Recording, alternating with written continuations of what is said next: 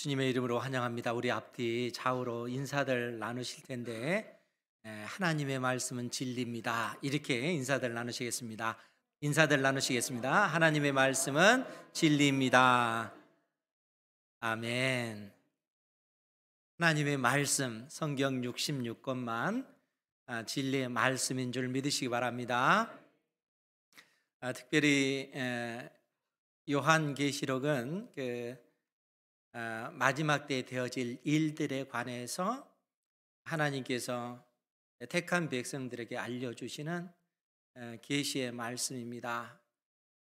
이 마지막 때라고 하는 것은 예수님의 그 초림부터 이 땅에 재림하실 때까지 이 기간을 마지막 때라 이렇게 이야기를 합니다. 그러니까 지금 현재 여러분들은 마지막 때를 살고 계시는 것이고, 성경은 이 마지막 때에 되어질 일들에 관해서 특별히 요한계시록은 우리에게 말씀해 주고 있습니다. 더더구나 계시록 12장, 13장, 14장을 통해서 하나님께서는 이 마지막 때에 되어질 일들에 관해서 말씀해 주시는데, 특별히 이 용으로 상징되어지는 그 사탄과 또 이 용을 따르는 두 짐승이 등장하게 되는데, 바다에서 나오는 그 짐승과 땅에서 나오는 이 짐승이 등장합니다. 그러니까 이 마지막 때에 이 사단과 또 사단을 따르는 두 짐승이 하나님의 택한 백성들을 핍박하는 그러한 어떤 그 내용을 오늘 말씀이 우리에게 가르쳐 주고 있다는 거예요. 그러니까 우리 하나님께서는 이 마지막 때에 사단이 그를 따르는 두 짐승을 통해서 하나님의 택한 백성인 교회를 핍박하는 그러한 그 모습을 오늘 본문의 내용이 그려주고 있습니다. 보다 그 구체적으로 그 내용을 살펴보면 13장 1절에 보면 내가 보니 바다에 한 짐승이 나오는데 뿔이 열이요 머리가 일곱이라. 그 뿔에는 10왕관이 있고 그 머리들에는 신성모독하는 이름들이 있더라. 바다에서 나오는 그 한 짐승의 그 모습을 이처럼 묘사해 놓고 있습니다. 그러니까 뿔이 열이라라고 하는 것은 그만큼 그 권세, 그 힘이 있다라는 그런 의미고, 머리가 일곱이다라는 얘기는 그만큼 지혜롭다라는 그러한 어떤 그 모습입니다. 그런데 이러한 어떤 그 짐승의 모습은 12장 3절에 보면 용, 사단으로 상징되어지는 그 용의 그 모습이 묘사되어져 있는데, 보라 한 큰 붉은 용이 있어 머리가 일곱이요 뿔이 열이라 이렇게 언급이 되어져 있습니다. 그러니까 바다에서 나오는 이 짐승의 그 모습은 그가 추종하는 용의 모습을 닮았다 하는 것을 보여주고 있는 것이죠. 그리고 이 뿔에는 10왕관이 있고 그 머리들에는 신성모독하는, 즉 우리 하나님을 대적하는 그러한 어떤 그 이름들이 있다라고 그렇게 언급을 합니다. 그리고 2절에서는 그 짐승의 모습을 이렇게 언급하고 있는데, 우리 2절 말씀 같이 한번 볼까요? 시작. 내가 본 짐승은 표범과 비슷하고 그 발은 곰의 발 같고 그 입은 사자의 입 같은데 용이 자기의 능력과 보좌와 큰 권세를 그에게 주었더라. 아멘. 그러니까 이 바다에서 나온 그 짐승의 그 모습이 표범과, 그 짐승은 표범과 비슷하고 또 그 발은 곰과 같고 또 그 입은 사자의 입 같은 그런 모습을 하고 있다는 거예요. 더더구나 용이 자기의 능력과 보좌와 큰 권세를 이 짐승에게 주었다라고 그렇게 언급을 하고 있습니다. 그러니까 용은, 그 용이 상징하는 것은 사단, 마귀를 상징한다라고 이미 말씀을 드렸죠. 또 계시록 12장에 그러한 사실을 언급을 하고 있습니다. 그런데 이제 문제는 이 용을 따르는 이 바다에서 나온 짐승이 무엇인가 하는 겁니다. 더더구나 11절 이하에서는 또 다른 짐승이 등장하게 되는데 땅에서 나온 그 짐승을 언급을 하고 있습니다. 그러니까 이 사단 마귀인 용을 추종하는 짐승이 둘인데, 하나는 바다에서 나오고 하나는 땅에서 나오는 그 짐승이라는 거예요. 그러면 이 바다에서 나오는 이 짐승의 정체가 무엇인가라고 했을 때, 하나님께서 다니엘을 통해서 우리에게 이 짐승의 정체가 무엇인지 알려주십니다. 다니엘서 7장을 보면 하나님께서 다니엘에게 한 환상을 보게끔 해주십니다. 그 환상은 뭐냐면은 바다에서 네 마리 그 짐승이 올라오는 그러한 환상입니다. 네 마리의 어떤 그 짐승이 바다에서 올라오는데, 이 큰 짐승의 그 모습은, 그 첫째 짐승의 그 모습이 사자와 같아요. 그리고 둘째 짐승의 그 모습은 곰의 모습과 같고, 셋째 짐승의 모습은 표범과 같은 그러한 그 모습을 하고 있습니다. 그리고 넷째 짐승의 그 모습은 그 모습이 너무나 무섭고 놀랍고 강력한 힘을 가진 그러한 그 짐승이다, 이렇게 언급을 하고 있습니다. 그러니까 하나님께서 다니엘에게 바다에서 올라온 이 네 마리의 그 짐승을 보게 해 주시는 것이죠. 그래서 도대체 이 짐승이 의미하는 바가 무엇일까 궁금하지 않겠어요? 그런데 하나님께서 그 짐승이 무엇인지 다니엘로 하여금 알게끔 해 주십니다. 그 짐승은 역사 가운데 등장할 네 나라를 이야기하고 있다는 거예요. 그러니까 그 네 나라는 이 바벨론이라고 하는 나라고, 이 바벨론을 무너뜨리고 이제 페르시아가 등장하고, 페르시아를 무너뜨리고 헬라, 그리스라고 하는 나라가 등장하고, 이 그리스라고 하는 나라를 무너뜨리고 로마라고 하는 나라가 등장하게 될 거라는 거예요. 그러니까 하나님께서 장차 역사가 그러한 방향으로 진행되어질 것이다 하는 것을 다니엘에게 알려주시고, 하나님의 택한 백성들이 어떻게 이러한 세상 속에서, 이 역사 가운데서 어떻게 우리가 믿음의 삶을 살아갈 것인가 교훈해 주고 있다는 거예요.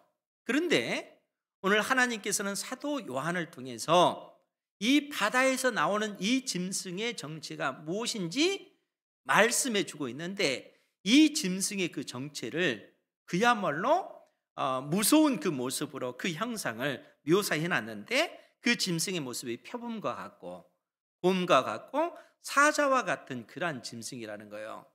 즉 이 말이 무슨 얘기겠습니까? 지금 이러한 어떤 그 모습을 통해서 무섭고 놀랍고 강력한 힘을 지닌 넷째 짐승의 그 모습을 이처럼 언급을 하고 있는 것입니다. 그러면 이 네 번째 짐승의 정체가 뭐겠습니까? 역사 가운데 등장했던 로마라고 하는 그 나라를 지금 상징적으로 말해주고 있다는 거예요.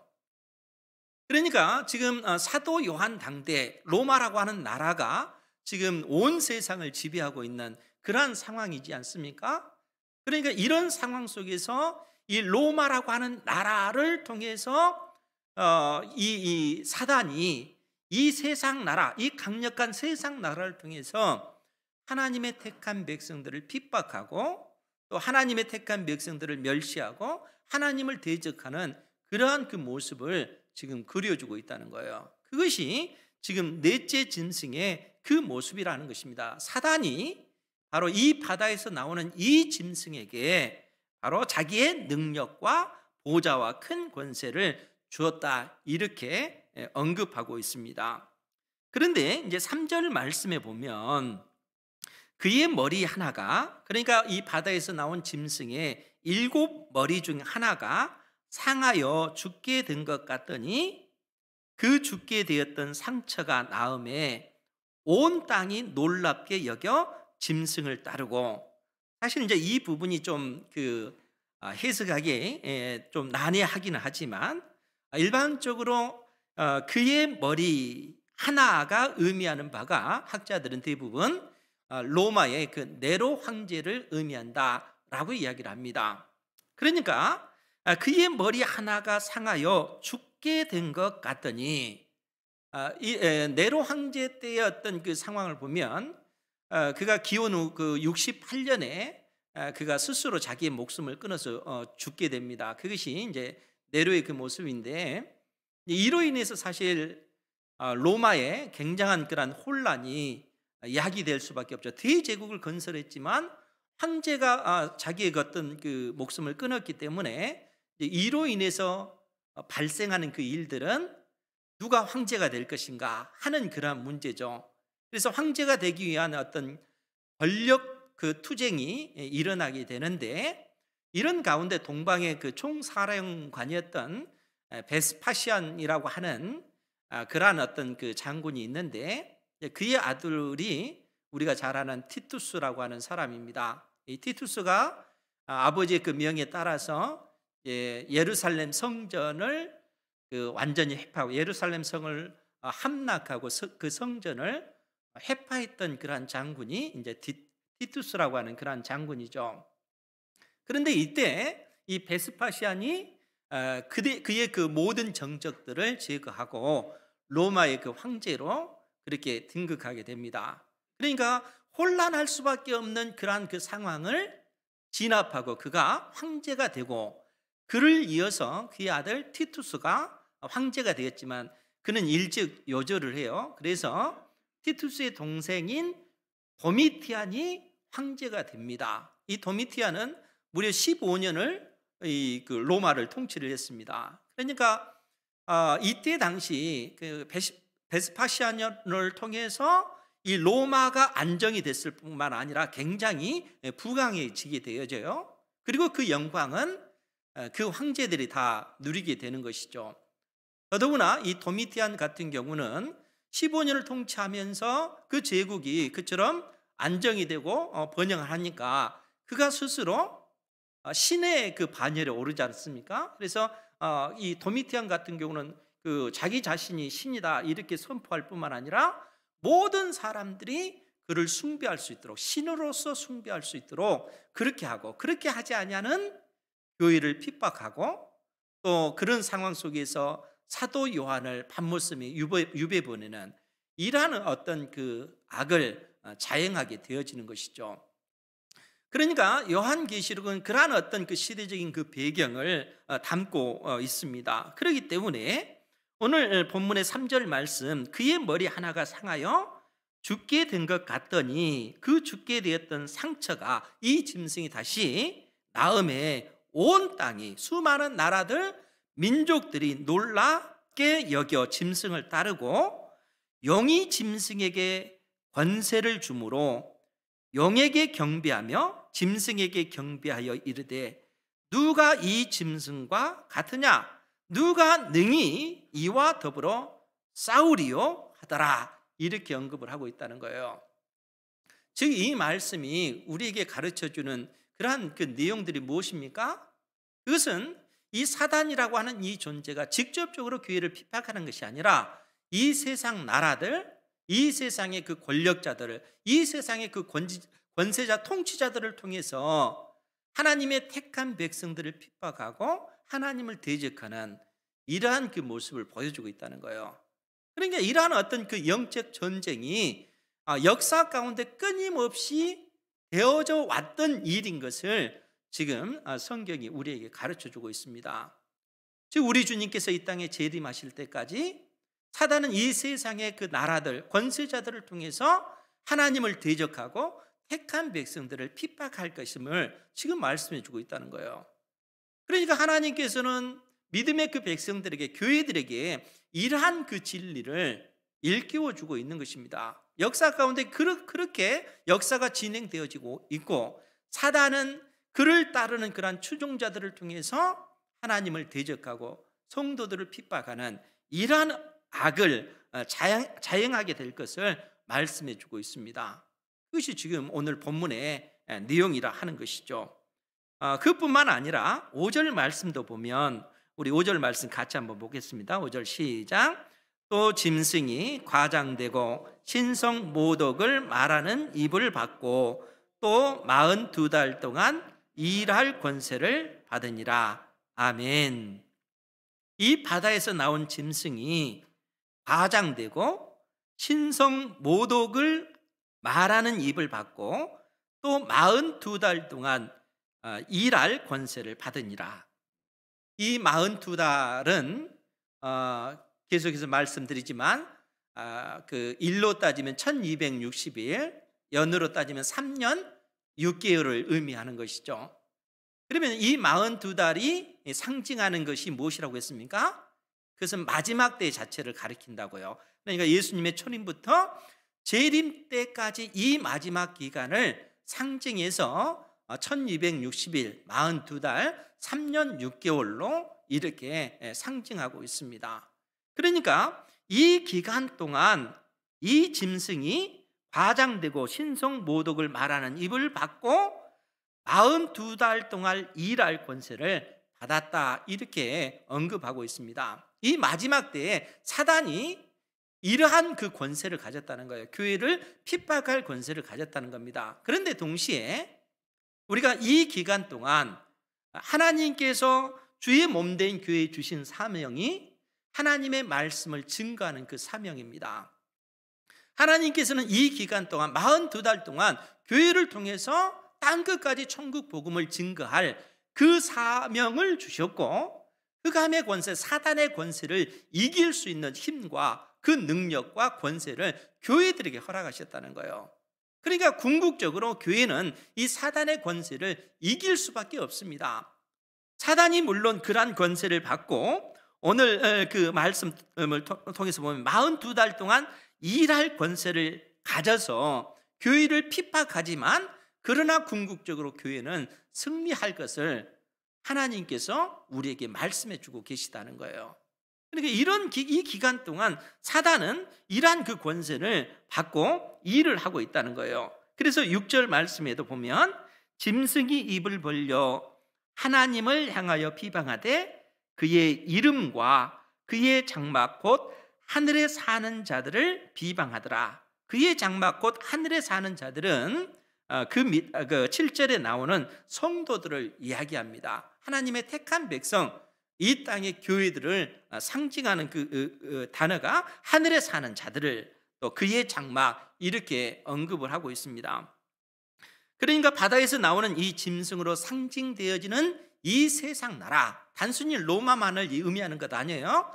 역사 가운데 등장하는 세상의 모든 나라들을 다 이야기합니다. 그러니까 오늘날로 얘기하면은 중국뿐만 아니라 러시아도 그렇고 미국도 세상 그 나라에 세상 나라의 범주에 다 속하는 겁니다. 그러니까 이 세상 나라들은 본질적으로 하나님을 대적하고 하나님의 택한 백성들을 핍박하는 그러한 어떤 그 존재들이라는 거예요. 그것이 바다에서 나오는 그 짐승으로 상징되어지고 있습니다. 그래서 7절 이하에서도 또 권세를 받아, 이 짐승이 권세를 받아 성도들과 싸워 이기게 되고 각 족속과 백성과 방언과 나라를 다스리는 권세를 받으니 죽임을 당한 어린 양의 생명책의 창세 이후로 이름이 기록되지 못하고 이 땅에 사는 자들은 다 그 짐승에게 경배하리라, 이렇게 언급을 하고 있습니다. 여러분, 이 사단이 권세를 받아 성도들과 싸워 이기게 되고, 그래서 이 땅에 있는 각 족속과 백성과 방언과 나라를 다스리는 권세를 받으니까 죽임을 당한 어린 양의 생명책에 창세 이후로 기록되지 못한 이 세상 사람들은 다 그 짐승을 경배하게 되더라는 거예요. 다르게 얘기하면 창세 이후로 어린 양의 생명책에 기록된 자들은 그 짐승을 향해서 경배하지 않지만, 이 땅에 속한 사람들은 다 그 짐승에게 경배하더라, 이렇게 언급하고 있다는 거예요. 여러분, 제 친구 중에 그 아들이 그 로봇 있잖아요. 로봇을 만드는 그러한 그 아들이 그 박사 과정에 있는데, 그 친구가 늘상 저한테 하는 얘기가 뭐냐면은 앞으로 이 그 세상은 엄청나게 바뀌어질 거라는 거예요. 왜냐하면은 그러한 어떤 인공지능의 어떤 그 로봇이 만들어지고 이 과학이 계속 발전해지면은 나중에는 인간의 어떤 죽음의 문제뿐만 아니라 그 이후에는 정말 유토피아의 그 세상이 이루어지게 될 거다, 이렇게 얘기를 합니다. 되게 그러한 소리를 막 자주 해요. 사실 그렇잖아요. 요즘 뭐 음식점에 가보면은 그 사람이 그 종업원이 음식을 가져다 주는 것이 아니라 그 로봇이 음식을 갖다 주고 그렇게 하잖아요. 예전에는 상상하지 못하는 그런 일들이 막 벌어지고 있고, 또 앞으로 뭐 10년, 20년 그 지나면 이 세상이 어떻게 또 변화될지 모르겠습니다. 그러니까 이제 이 땅에 소망을 두는 사람들은 그러한 어떤 그 과학의 발전과 어떤 문명의 어떤 그 번성하는 그러한 것들을 보면서 정말 앞으로의 그 세상은 그런 세상이 되지 않을까, 모든 사람들이 다 행복하게 사는 그러한 세상이 이루어지지 않을까, 이런 기대를 할 수도 있을 것 같습니다. 이 땅에 소망을 두면 그렇게 되어지죠. 그런데 여러분, 과학의 또 다른 어떤 그 면을 보면, 여러분 그 사람이 만들어내는 그런 무기 체계들을 한번 보십시오. 우리 그 노예의 그 어떤 그 교회 장로님이 무기와 관련된 일에 아주 긴밀하게 일하신 그런 분이 계세요. 그래서 제가 이제 그 궁금한 것이 있어서 한번 물어봤는데, 지금 북한에서 자꾸 그렇게 미사일을 쏘고 그러는데, 만약에 수백 발의 그 미사일을 한꺼번에 우리나라에 쏘면은 그 이러한 상황 속에서는 어떻게 합니까? 그러니까 이 장로님은 우리나라의 어떤 무기 체계가 이 공격형이 아니고 방어적인 그 무기 체계라고 합니다. 그러니까 저게 그 미사일이 날아오면 그 미사일을 공중에서 그 터뜨리는 그러한 어떤 그 방식을 취한다고 해요. 그래서 만약에 그 대기권 밖으로 그렇게 되면은 그 밖에까지 그것을 쏘는, 그러면 수백 발의 미사일이 날아오면 어떻게 합니까? 그러면은 그건 사람이 하는 것이 아니라 컴퓨터가 그게 동시에 그 미사일이 날아왔을 때 최적의 위치에서 그것을 떨어뜨리는 그러한 그 무기 체계를 가지고 있대요, 우리나라가. 그리고 더 발전된 그러한 그 무기 체계를 갖기 위해서 계속해서 연구를 한다고 하더라고요. 어찌됐든 그렇다 할지라도 사람이 상상하지 못하는 그러한 무기들을 만들어냄으로써 과학의 또 다른 면에서는 그런 파괴적인 그런 무기들이 만들어지고 있다는 거예요. 그러니까 이 땅에 사는 사람들은 이 세상에 관해서 낙관적으로 그렇게 생각하는 그러한 경향이 많고, 그러하기 때문에 이 땅에 소망을 두고 살아가는 그러한 사람들이 많다는 거예요. 그러나 하나님께서는 우리에게 그렇게 말씀하지 않습니다. 마치 이 세상이 이 바다에서 나오는 이 짐승이 권세를 받아서 성도들과 싸워 이기는 것처럼 보여지고, 그러한 가운데 성도들을 핍박하지만은 그러나 그렇게 되어지지 않는다는 거예요. 하나님께서는 이 세상 나라를 멸하시고 이 땅에 하나님의 나라를 이루시기 때문에 그렇다는 거예요. 그래서 이 땅에 소망을 둔 사람들은 바다에서 나오는 그 짐승과 그 용을 경배하지만, 사단을 경배하지만, 창세 이후로 어린 양의 생명책에 기록된 자들은 그 용과 그 짐승에게 소망을 두는 것이 아니라, 이 땅에 소망을 두는 것이 아니라 하나님께 소망을 두는 삶을 산다는 겁니다. 이러한 삶을 사는 여러분들 되시기 바랍니다. 이 땅에 소망을 두는 삶이 아니라 하나님께 소망을 두는 그러한 삶을 살아야 된다는 거예요. 그래서 하나님께서 오늘 우리에게 무슨 말씀을 하시냐면 9절 10절에서 누구든지 귀가 있거든 들을지어다, 우리에게 말씀하고 계시는 것이죠. 귀가 있거든, 성령이 교회들에게 하시는 그 말씀을 들을지어다, 하나님의 그 진리의 말씀을 너희가 듣고 깨달아 알지어다 라고 말씀하시면서 우리 10절 말씀 같이 한번 보겠습니다. 시작. 사로잡힐 자는 사로잡혀 갈 것이요 칼에 죽을 자는 마땅히 칼에 죽을 것이니 성도들의 인내와 믿음이 여기 있느니라. 아멘. 우리 하나님께서 누구든지 귀가 있거든 들을지어다. 오늘 우리에게 이 말씀을 주시면서 사로잡힐 자는 사로잡혀 갈 것이고 칼에 죽을 자는 마땅히 칼에 죽을 것이다. 이렇게 말씀하고 계십니다. 그런데 이 말씀은 지금 그 사도 요한이 예레미야서 15장 1절 2절에 있는 말씀을 인용하시면서 이 말씀을 우리에게 주고 있습니다. 그러면 예레미야서 15장 1절 2절은 어떤 상황 가운데 주어진 말씀인가 하면 남유다가 하나님 앞에 범죄한 그것으로 인하여 하나님과 맺은 언약을 파기하고 범죄한 그것으로 인해서 이제 하나님의 진노의 그 심판이 남유다에게 내린다는 겁니다. 하나님의 그 계획은, 하나님의 그 뜻은, 하나님의 그 결정은 유다가 멸망당하고 하나님의 택한 백성이라고 일컬어진 그들은 열방의 수많은 나라들, 민족들 가운데 뿔뿔이 포로로 끌려가게 될 것을 말씀해 주고 있다는 거예요.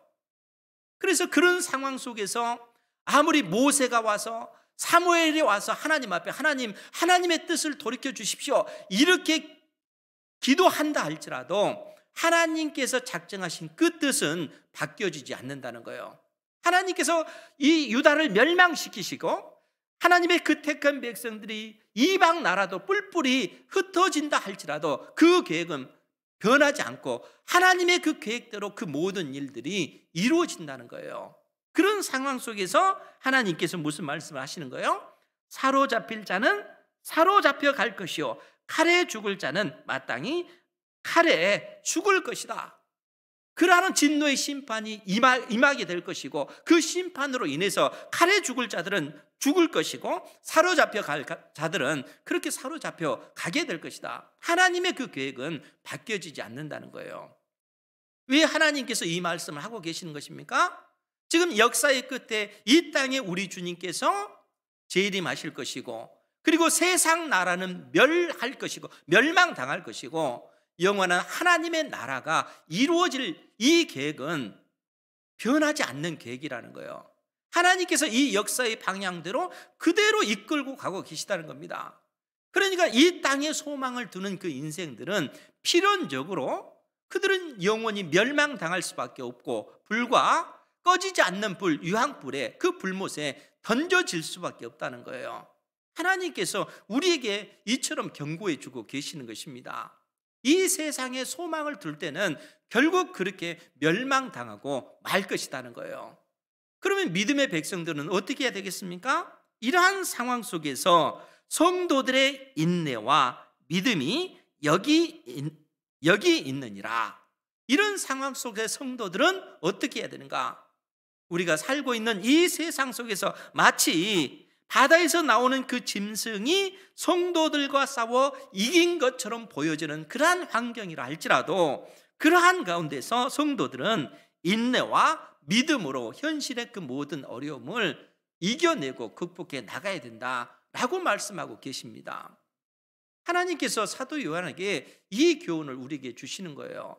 그런데 이런 말씀은 여기에만 있는 것이 아니고 이미 다니엘서 7장을 통해서 우리에게 그 말씀을 해주고 계십니다. 우리 같이 한번 찾아보도록 할게요. 다니엘서 7장 15절에서 이제 27절까지 있는 그런 말씀인데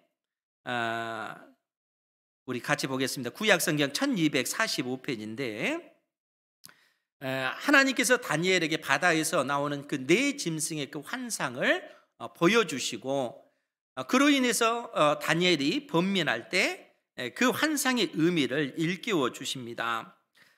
15, 16절 말씀을 보면 다니엘서 7장 15, 16절을 보면 나 다니엘이 중심에 근심하며 내 머릿속에 환상이 나를 번민하게 한지라 내가 그 곁에 모셔 선 자들 중 하나에게 나아가서 이 모든 일의 진상을 물으매 그가 내게 말하여 그 일의 해석을 알려주며 이르되 그 네 큰 짐승은 세상에 일어날 네 왕이라. 여기서 네 왕은 네 나라를 이야기하는 거예요. 바벨론과 또 페르시아, 헬라, 로마 이 네 나라를 이야기합니다. 그러면서 21절 이하에 뭐라고 얘기했냐면 내가 본 적 이 뿔은 넷째 짐승을 의미하는 거예요. 넷째 짐승의 이 뿔이 성도들과 더불어 싸워 그들에게 이겼더니, 이 짐승이 성도들과 싸워서 이겼더니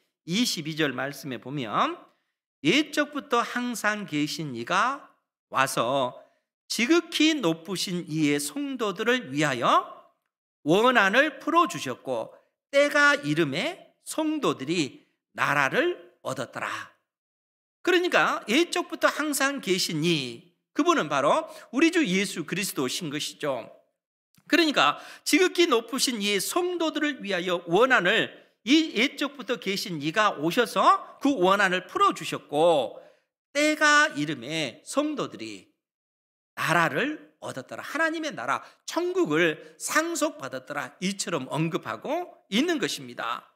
이뿐만 아니라 25절 이하에서도 역시 마찬가지죠. 23절부터 계속 보죠.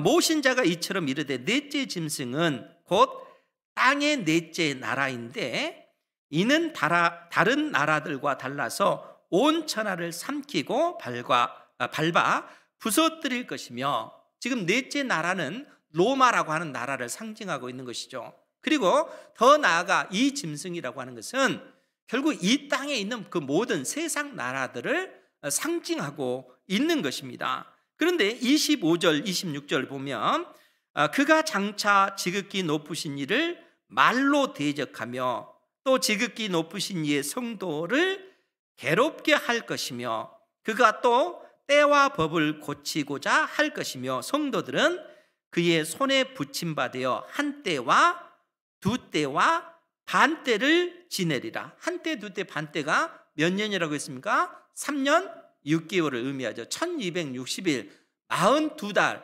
3년 6개월을 의미한다는 거예요. 그러니까 성도들은 이 42달 동안 바다에서 나온 짐승으로 상징되어지는 세상 나라에 의해서 핍박을 당하고 고난을 당하는 그러한 어떤 그 모습을 보여주고 있다 하는 거예요. 그런데 26절 27절에 보면 그러나 심판이 시작되면 그는 이 짐승은 권세를 빼앗기고 완전히 멸망할 것이요 나라와 권세와 온 천하 나라들의 위세가 지극히 높으신 이의 거룩한 백성에게 붙임바 되리니 그의 나라는 영원한 나라이라. 모든 권세 있는 자들이 다 그를 섬기며 복종하리라. 이렇게 언급하고 있다는 거예요. 그러니까 하나님께서 끊임없이 택한 백성인 우리를 위해서, 교회들을 위해서 하나님께서 역사를 어떠한 방향으로 진행시켜 나가고 계신가 끊임없이 말씀해 주고 계시다는 거예요. 우리 주님께서 이 땅에 재림하시기 전까지 우리가 사는 이 마지막 세대 42달 동안 교회는 이 땅에 천국 복음을 증거하는 이 사명을 가졌다는 거예요. 동시에 사단은 이 권세를 이 세상 나라에게 주어서 세상 나라들은 끊임없이 교회를 핍박하는 그러한 상황 가운데 있다 하는 거예요. 그리고 마치 보여지는 그 모든 현상은 세상 나라가 승리한 것처럼 보여진다는 거예요.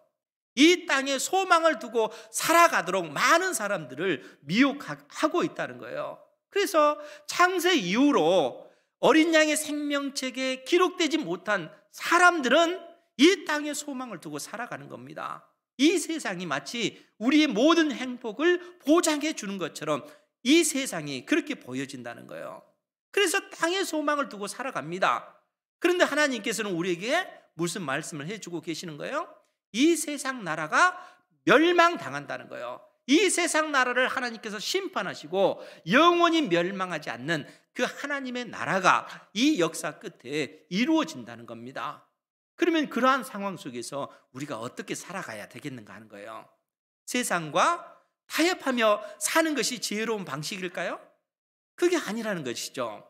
하나님의 택한 백성들은 이 땅에 살지만 이 세상과 타협하지 아니하고 이 세상에 소망을 두지도 아니하고 오직 하나님께 소망을 두며 이 땅에서 믿음으로 인내하면서 견뎌내면서 하나님의 뜻을 이루는 그러한 삶을 살아가야 된다는 겁니다. 하나님께서 우리에게 이러한 그 교훈을 주고 계시는 거예요. 그래서 다시 요한계시록 13장 9절 말씀으로 돌아가서 누구든지 귀가 있거든 들을지어다. 하나님께서 다시 우리에게 이 말씀을 해주고 계셔요. 너희에게 진정 들을 귀가 있다면 하나님의 말씀을 들을지어다. 그러면서 뭐라고 얘기합니까? 사로잡힐 자는 사로잡혀 갈 것이요 칼에 죽을 자는 마땅히 칼에 죽을 것이니 성도들의 인내와 믿음이 여기 있느니라. 성도들의 인내와 믿음이 여기 있다는 거예요. 이 땅에 소망을 두는 그러한 삶이 아니라 하나님께 소망을 두고 현실의 그 모든 어려움을 믿음으로 또 인내하면서 견뎌내면서 하나님의 뜻을 이루는 그러한 삶을 살아가야 된다는 거예요. 성경이 계속해서 우리에게 주시는 그 교훈이 이러한 교훈이다 하는 겁니다. 그래서 히브리서 10장 36절에도 뭐라고 얘기합니까? 너희에게 인내가 필요함은 너희가 하나님의 뜻을 행한 후에 약속하신 것을 받기 위함이라. 우리가 이 땅에서 인내가 필요한 것은 왜 우리가 인내가 필요한 거예요? 이 땅에서 인내하면서 하나님의 뜻을 이루기 위해서라는 거예요. 이 세상과 버타는 것이 아니라 이 땅에 소망을 두는 것이 아니라 하나님의 뜻이 어디에 있는지 알고 그 뜻을 이루기 위해서 나의 힘과 나의 열정과 나의 모든 것을 쏟아부어서 하나님의 뜻을 이루는 그 삶을 살아가야 된다는 거예요. 이러한 삶을 산 후에 하나님께서 약속하신 것, 영원한 하나님의 나라를 상속받기 위함이다. 이렇게 말씀하고 계시다는 거예요. 성경이 끊임없이 이러한 어떤 그 교훈을 우리에게 주고 있습니다. 하나님께서 시대마다 믿음의 선지자들을 세우셔서 이러한 교훈을 교회들에게 하고 있다는 거예요. 오늘 사도 요한을 통해서 하나님께서 우리에게 이러한 교훈을 주고 계십니다. 사랑하는 성도 여러분, 이 땅은 우리 인생에게 소망을 줄 수 있는 것이 아니다는 것입니다. 오직 우리 인생의 유일한 그 소망은 우리 하나님 외에는 없습니다. 하나님께 소망을 두고 하나님의 뜻을 이 땅에서 이루기 위해서 인내하시면서 여러분들의 인생을 통해서 여러분들의 그 모든 그 삶의 그 열정을 통해서 하나님의 그 기쁘신 뜻을 이루어가는 여러분들 되시기를 주님의 이름으로 축원드립니다. 기도하겠습니다.